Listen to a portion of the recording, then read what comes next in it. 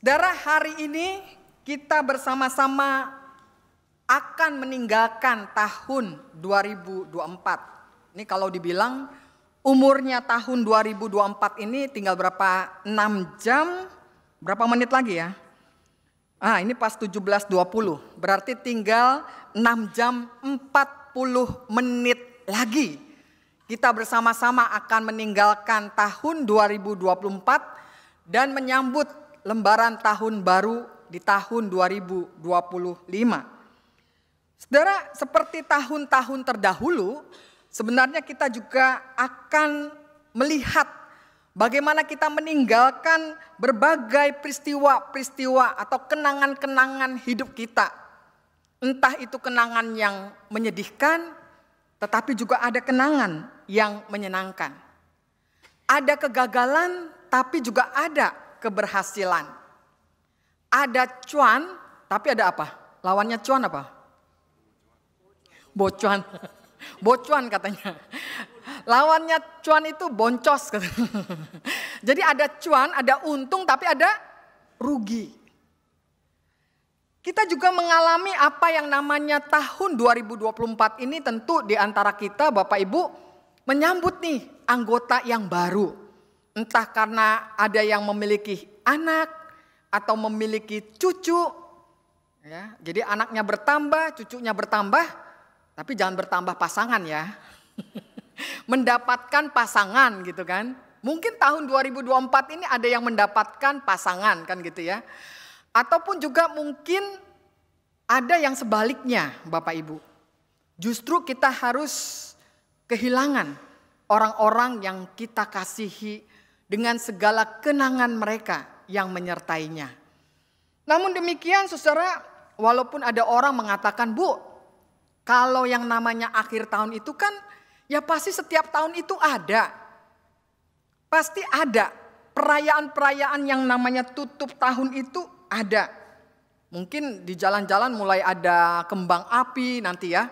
Di jalan-jalan mungkin orang merasakan, wah, udah semangat sekali menyambut tahun 2025. Tapi kan semua itu pun nanti akan berulang. Semua itu pun juga nanti merupakan sebuah rutinitas perayaan. Kan gitu ya Bapak Ibu. Namun saudara, saya mau mengatakan pada kita, biarlah itu pemikiran orang di luar Tuhan yang seperti itu. Tapi orang-orang percaya yang ada di dalam Tuhan justru memiliki pemahaman yang lain. Bahwa di akhir atau di penghujung tahun 2024 ini, inilah waktunya kita memberi sebuah ruang refleksi dalam hidup kita. Suatu ruang yang mau mengatakan bahwa hidup yang saudara dan saya alami ini yang berlalu dari awal Januari 2024 sampai pada akhirnya di penghujung Desember 2024 ini punya maknanya. Kenapa? Karena kan kita bukan seperti rumput ya. Rumput yang hari ini ada, besok lisut dan layu kan. Atau bukan seperti juga uap yang kelihatannya cepat-cepat berlalu tapi tanpa ada bekasnya. Hidup kita tidak demikian Bapak Ibu. Hidup kita ini diisi dengan pemaknaan. Itulah sebabnya kita justru belajarnya dari seorang Samuel. Samuel dengan umat Israel pada waktu itu mengatakan Ebenezer. Artinya apa? Ebenezer artinya apa Bapak Ibu? Sampai di sini Tuhan menolong saya. Sampai di sini di penghujung tahun 2024 tanpa kasih setia dan pertolongan Tuhan, saudara dan saya tidak dapat sampai di penghujung tahun 2024. Itulah keselamatan yang Tuhan berikan pada kita sekalian. Nah, karena itulah kita harus belajar untuk berhenti sejenak. Tadi kalau kita memperhatikan lagu yang pertama itu sejenak aku menoleh. Nah, ini kita juga demikian. Sejenak kita menoleh pada jalan yang sudah kita tempuh. Dan kita belajar untuk berefleksi.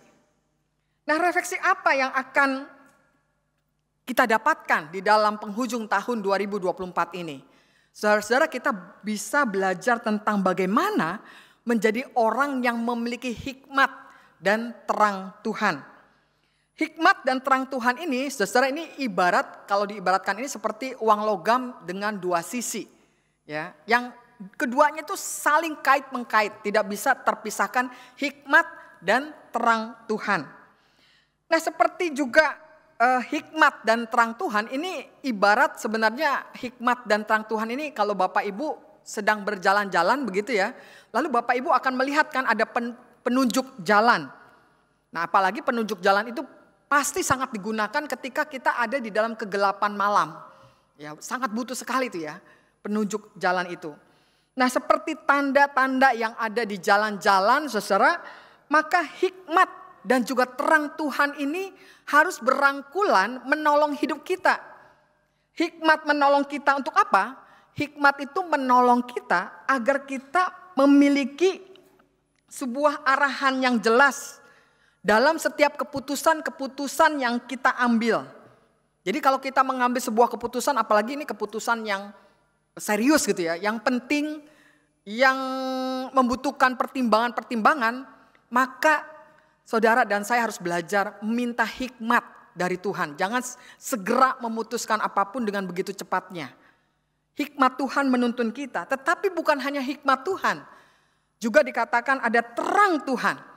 Nah, kalau hikmat tadi menolong kita untuk memberikan arahan supaya kita mendapatkan keputusan-keputusan yang bijak, maka terang Tuhan itu menolong kita untuk menjaga agar di jalan ini kita tetap ada di jalur yang benar. Terang itu kan menolong kita ya, menerangi perjalanan yang gelap itu supaya kita jangan menyimpang ke kanan atau ke kiri, tercebur, kecelakaan dan lain sebagainya.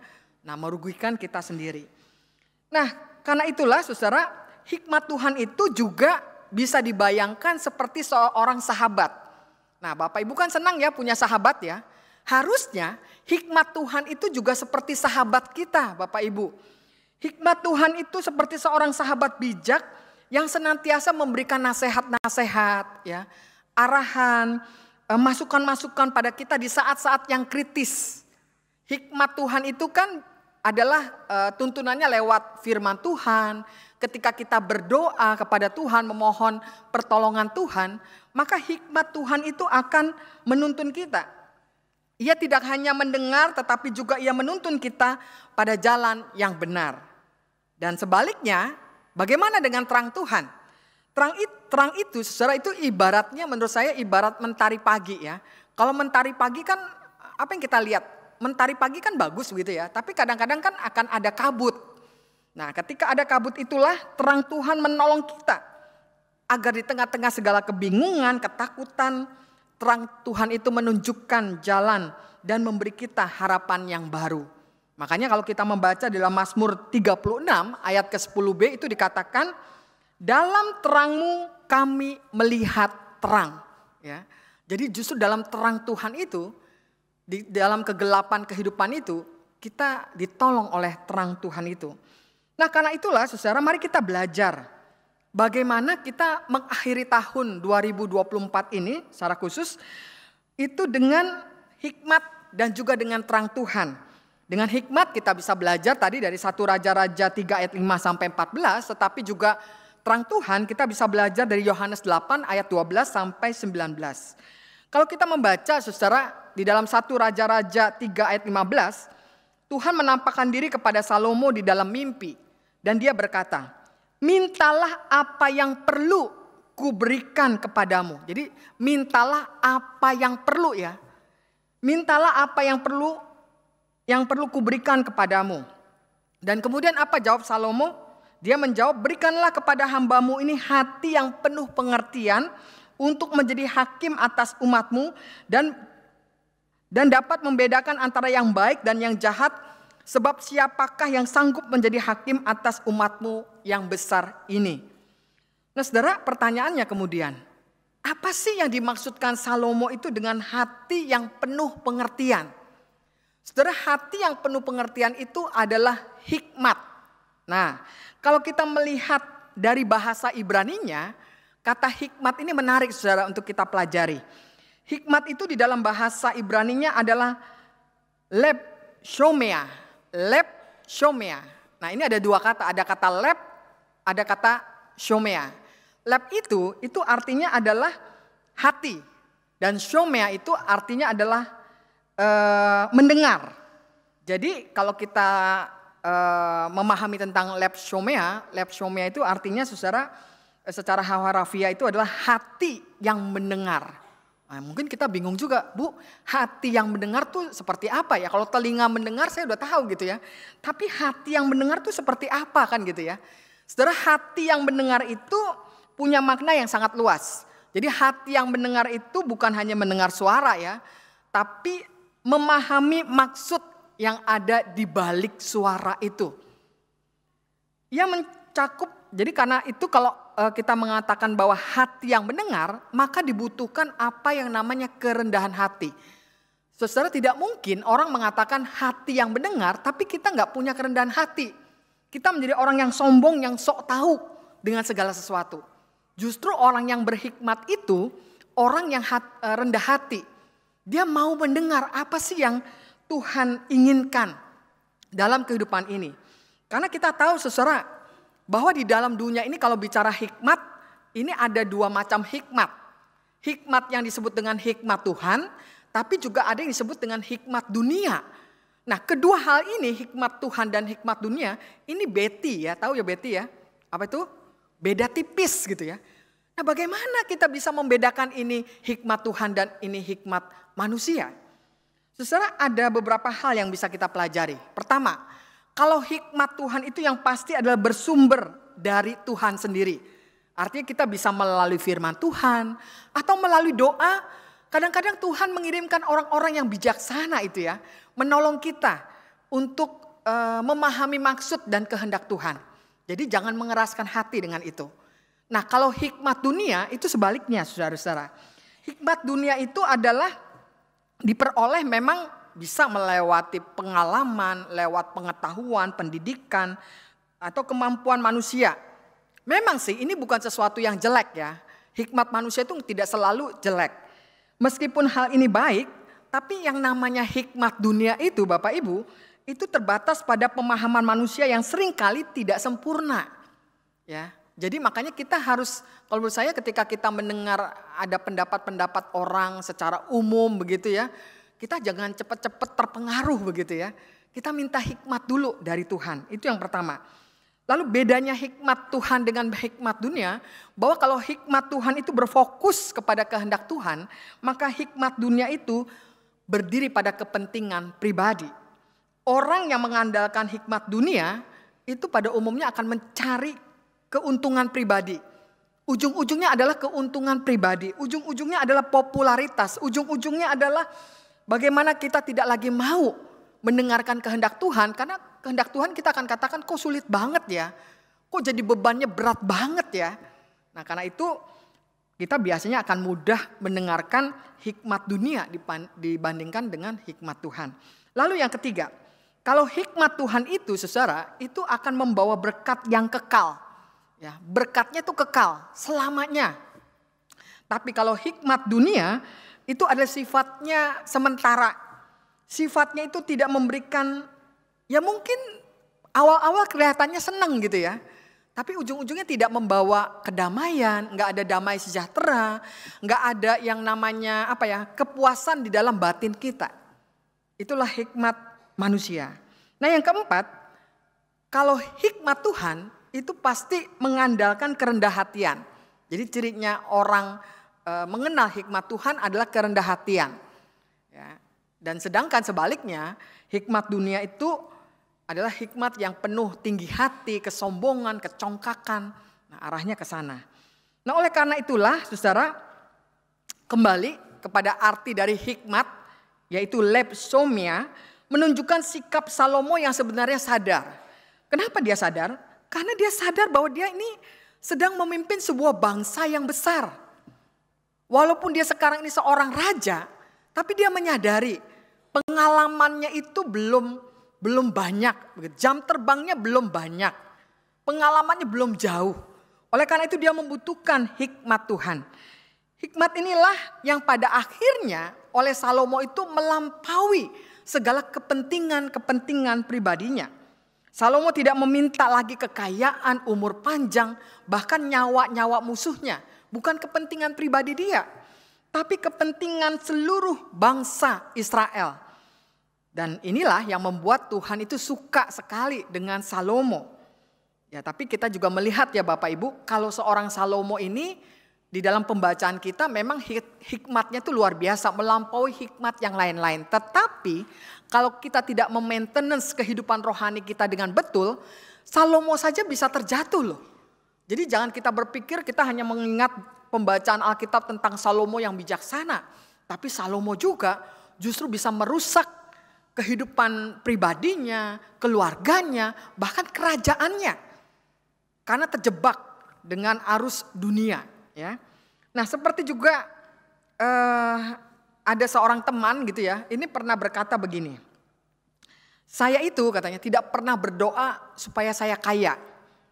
Tetapi saya berdoa agar saya bisa menjadi jawaban doa bagi orang lain.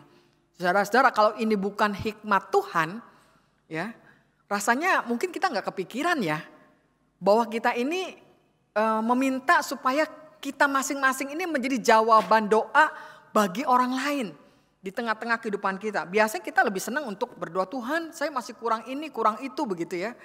Tapi kita nggak pernah meminta tuh supaya kita bisa menjadi jawaban doa bagi orang lain. Nah karena itu saudara, kita sering kali di tengah-tengah kehidupan kita ini, apalagi dunia yang begitu cepat begitu ya, luar biasa ini, itu seringkali membuat kita sibuk meminta berkat Tuhan karena merasa kurang dan kurang. Tapi sebaliknya, kalau kita ingat akan lepsomia itu, hati yang mau mendengar, maka kita akan melihat bahwa hati yang mendengar itu membawa kita kepada pemahaman, pengertian bagaimana Tuhan memandang kehidupan. Itu luar biasa loh Bapak Ibu. Kalau kita sanggup sampai di titik itu, cara berpikir kita itu bukan lagi cara manusia. Cara kita berpikir itu udah caranya Tuhan memandang hidup ini. Wah siapa yang gak mau ya punya pemikiran rancangan Tuhan itu. Nah itu bisa terjadi kalau kita memiliki hati yang mau mendengar. Nah selain itu saudara, kita juga belajar bukan saja dari Salomo tetapi juga dari Yesus. Yesus mengatakan dialah terang dunia. Di dalam Yohanes 8 ayat ke-12 Yesus berkata, akulah terang dunia. Siapa mengikut aku, ia tidak akan berjalan dalam kegelapan, melainkan akan mempunyai terang kehidupan. Nah saudara, kata terang yang dipakai di dalam bahasa Yunaninya ini adalah pos. Ya. Pos ini bukan berarti terang fisik ya, tapi terang yang dimaksudkan di sini ada terang yang memberi kehidupan, terang yang mengusir ketakutan, terang yang memberi arah pada jalan hidup kita. Nah saudara, hidup kita ini sebenarnya sering kali terasa seperti berjalan di dalam kegelapan. Kadang-kala orang kan mengatakan begini, Bu, kenapa ya hidup saya sudah begitu gelap. Banyak pergumulan, tetapi semakin gelap Bu.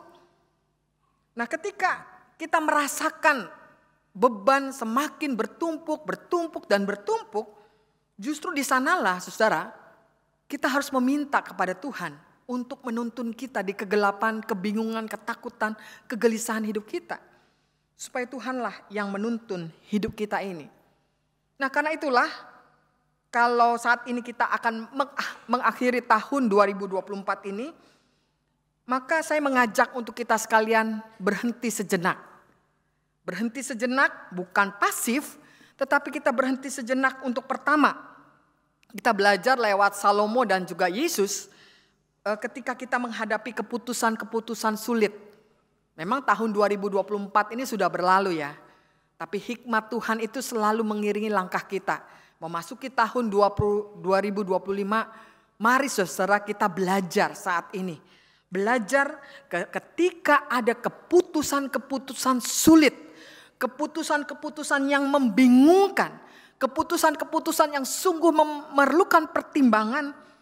Maka pertanyaannya, apakah kita sudah meminta seperti Salomo, hati yang mau mendengar? Untuk bisa memahami kehendak Tuhan di dalam setiap keputusan-keputusan kita. Itu yang pertama.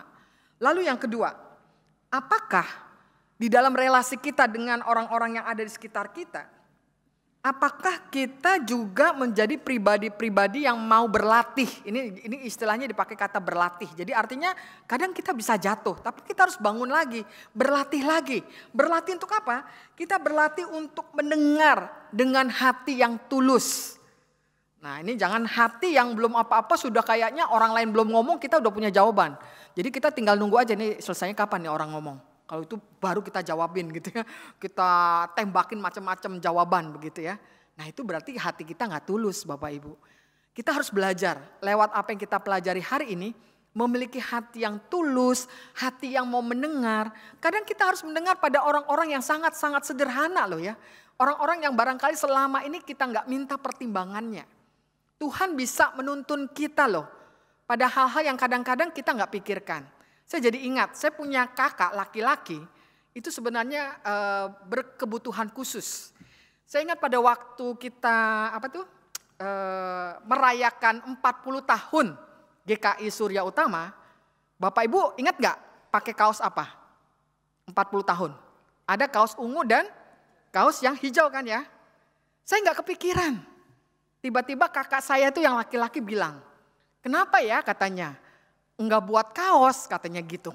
Kan ulang tahun dia bilang. Tiba-tiba jadi terpikirkan begitu ya. Oh iya ya, bagus juga ya. Ini saat yang kadang-kadang kita mungkin sibuk dengan banyak hal. Nah tapi dengan kaos itu sendiri ya bukan kita jadi menambah-nambah baju-baju lain gitu ya. Tetapi dengan itu kan kita jadi ingat, oh 40 tahun tuh kita pernah loh punya kaos yang sama ya. Sesama anggota atau simpatisan GKI Surya Utama. Nah kadang-kadang kita membutuhkan ruang saudara untuk membuka diri, menerima masukan-masukan orang dengan tulus hati.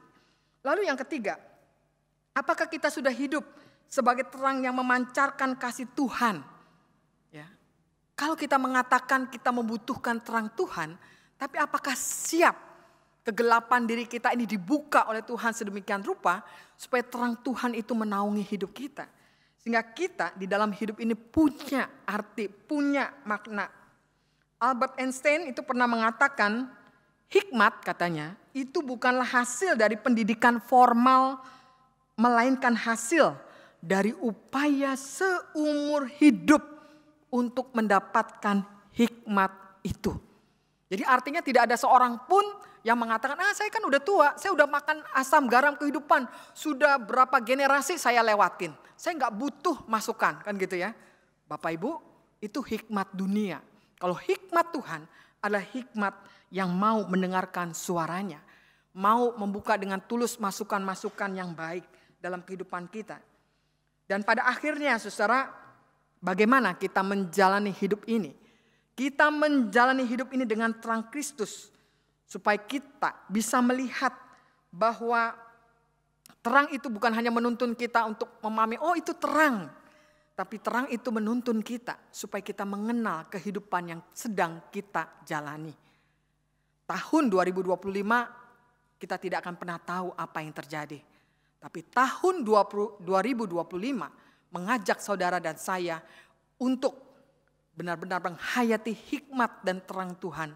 Supaya jalan yang saudara dan saya tempuh walau penuh dengan kegelapan, penuh dengan badai kehidupan, penuh dengan kebingungan. Tapi kita tetap dapat dituntun setahap demi setahap menuju keselamatan yang Tuhan nyatakan di dalam hidup saudara dan saya. Amin.